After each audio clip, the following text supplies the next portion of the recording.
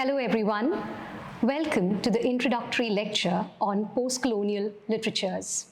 This paper is part of the BA English Language and Literature course of the University of Kerala.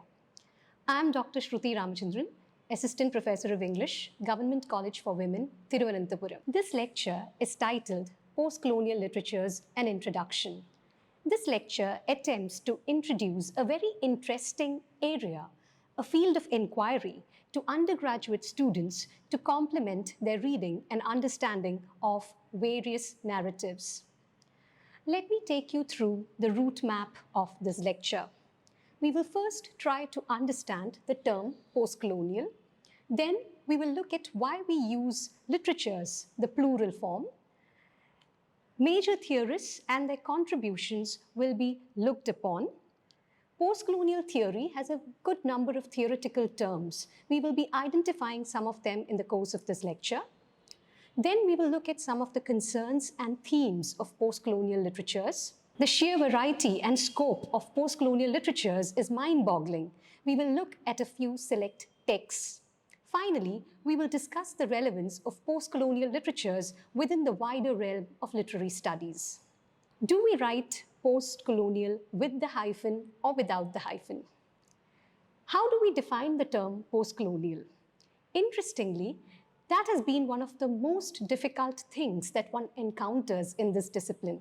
Since its inception in the late 1980s, it has been very difficult to actually define the term.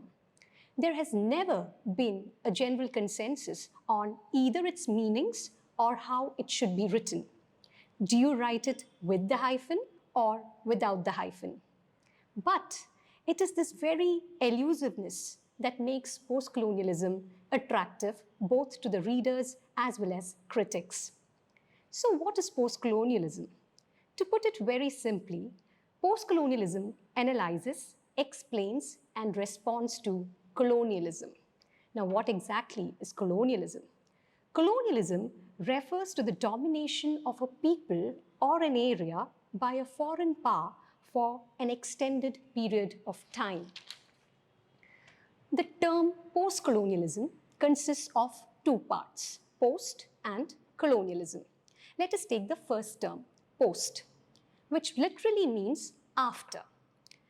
It would imply that post-colonialism then refers to a period that comes after colonialism. Therefore, post-colonialism refers to a period after or post-independence. That is a period when the colonies become independent of their colonizing countries. This argument, though factually correct, does not find much support in academia. Why? This is because colonialism is a multifaceted enterprise. Political power is just one of the very many aspects of colonialism. Post-independence, the political influence of the colonizer over the colonized may cease to exist, but the social, cultural, economic impact of colonialism continues to powerfully influence the colonized. Therefore, let us understand the post in the term post-colonial to refer to things after the beginning of colonialism and not as things after the end of colonialism. This understanding is crucial for our appreciation of post-colonial literatures. The use of hyphen in between post and colonial is problematic as it refers only to a particular historical chronological perspective. The without hyphen usage is preferred by scholars as it encompasses other perspectives as well. Therefore, the without hyphen usage of the term is inclusive of the with hyphen one. So, we generally write the term without the hyphen. Now, let us look at the second part of the term. The word colonialism owes its origins to the Latin word colonia, which referred to farms located in the territories of the Roman Empire.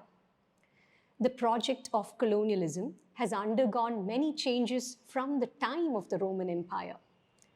It has been marked by brutal violence and hostilities. It involves displacement, if not eradication of the colonized. Colonialism is a capitalism-driven project. The colonizer exerted control over the subordinated nation's wealth and resources. Colonialism also developed attitudes of racial, cultural, religious, civilizational superiority over the colonized.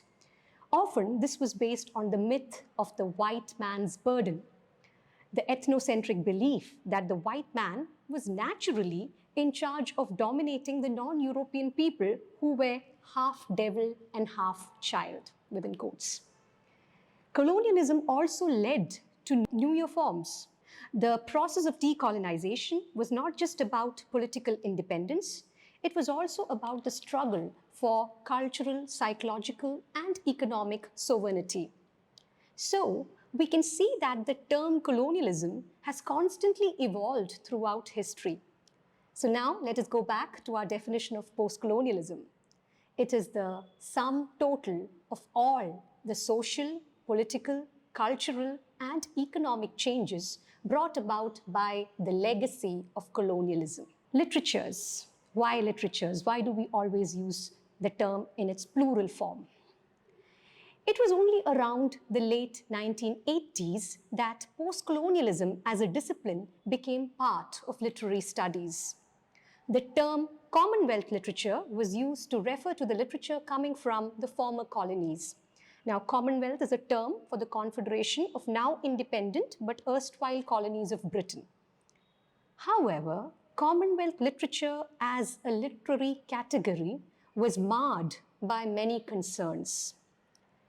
It was accused of labeling literature to distinguish or segregate it from mainstream British European literature. Now, one interesting thing about this category is that it did not ever include the literatures of Britain, the colonizing power, or America, one of the former colonies of Britain. Commonwealth literature considered the nation as a framework for identifying literature of the colonies. It failed to factor in the complexities of categorizing authors within the confines of one nation. Especially authors coming from former colonies, they are part of a culture that is frequently changing. They travel. So it is very difficult to confine them to the borders of a particular nation. Commonwealth literature failed to recognize non-English literatures coming from Commonwealth nations. So the only focus was on English literature. It was also accused of indulging in a nostalgic glorification of the legacy of colonialism. Post-colonial literatures, which emerged as a successor to Commonwealth literature, is markedly different in its critical approach. Post-colonial literature includes literatures of both the colonized and the colonizer. So we find literatures from America as well as Britain included within the realm of post-colonial literary studies. Post-colonial literature is conscious that colonialism is defined by human movement and goes beyond the borders of the nation state. It also recognizes regional literatures of the former colonies, albeit in translation. Post-colonial literature focuses on anti-colonial resistance. Subverting colonialism and its varying manifestations is central to the agenda of post-colonialism. In order to do so, it uses different concepts from postmodern theory like Foucauldian discourse analysis, psychoanalysis, Marxist studies, etc. Therefore, post-colonialism is a coming together of theory and its practical applications in literary works. Now let us look at some of the major theorists and their seminal texts. Frantz Fanon, a psychiatrist from Martinique under French colonial rule, is widely regarded as one of the foremost champions of anti-colonial rule. His works include Black Skin, White Masks, published in 1952, and The Wretched of the Earth, published in 1961, both written in French. Edward Said, a Palestinian American, is considered to be the founder of the academic field of post-colonial studies. His book, Orientalism, published in 1978, describes and critiques the false assumptions underlying Western attitudes towards the East. Now, Said uses the terms Orient to refer to the East and Occident to refer to the West as not just geographical spaces, but they refer to cultural values as well. For example, the food habits, the dress code, the moral values, etc. The discourse of Orientalism is created, regulated, and maintained by the military and economic domination of the Orient by Europe. Now, discourse is nothing but a set of meaningful statements on any topic. So Said maintained that the discourse of Orientalism is created, regulated, and maintained by the military and economic domination of the Orient by Western powers. Gayatri Chakravarti Spivak's Can the Subaltern Speak, which was published in 2008, interrogates the meaning of political subjectivity. She argues that the subaltern, that is her term for the indigenous dispossessed in colonial societies, do not have any agency.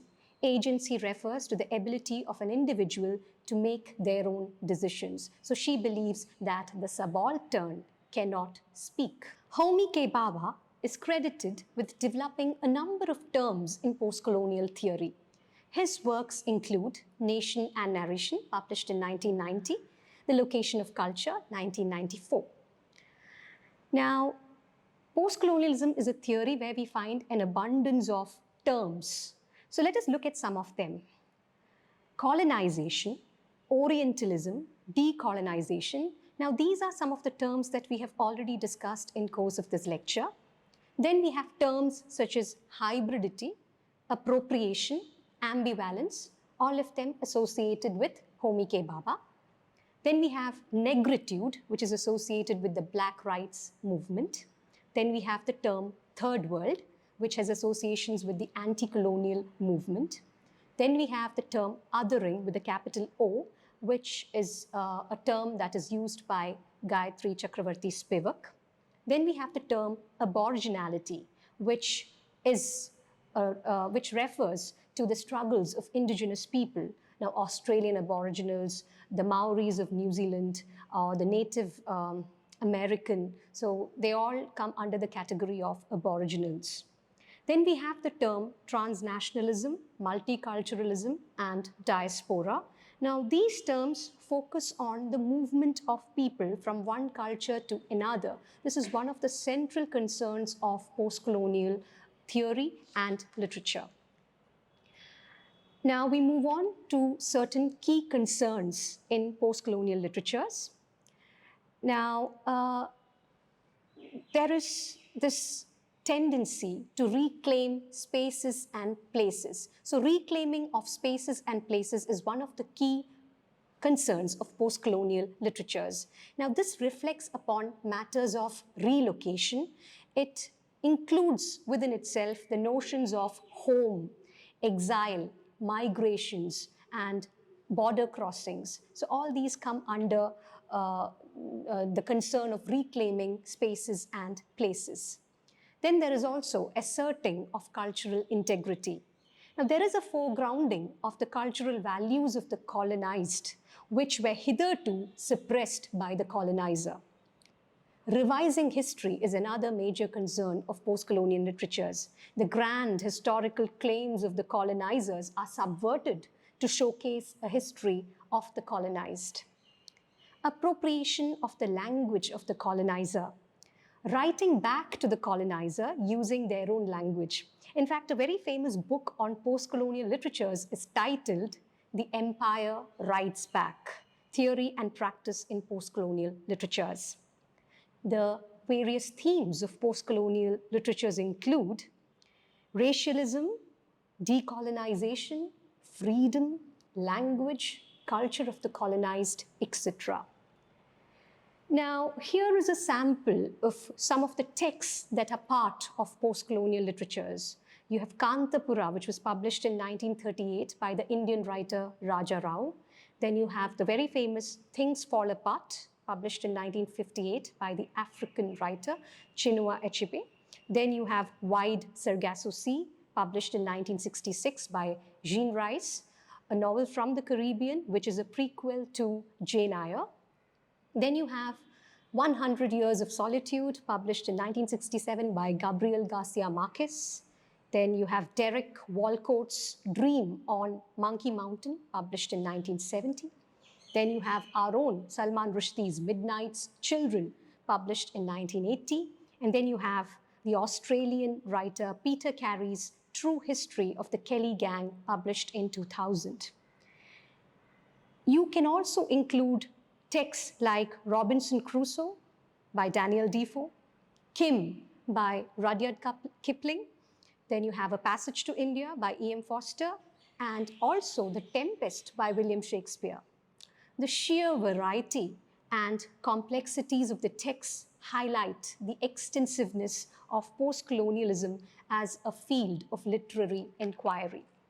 Post-colonial literature is a body of literary writings that reacts to the discourse of colonization. It often involves writings that deal with issues of decolonization or the political and cultural independence of people formerly subjugated to colonial rule. It is also a literary critique to texts that carry racist or colonial undertones. Post-colonial literature, finally, in its most recent form, also attempts to critique the contemporary post-colonial discourse that has been shaped over recent times. It attempts to reread this very emergence of post-colonialism and its literary expression. Now, to conclude, post-colonial studies describes the project to reclaim and rethink history and agency of people subordinated under various forms of domination. It is not just an academic study for serious scholars, but a study that walks the talk. It prompts action.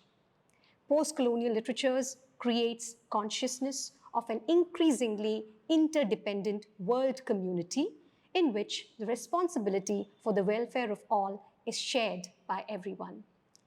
Thank you.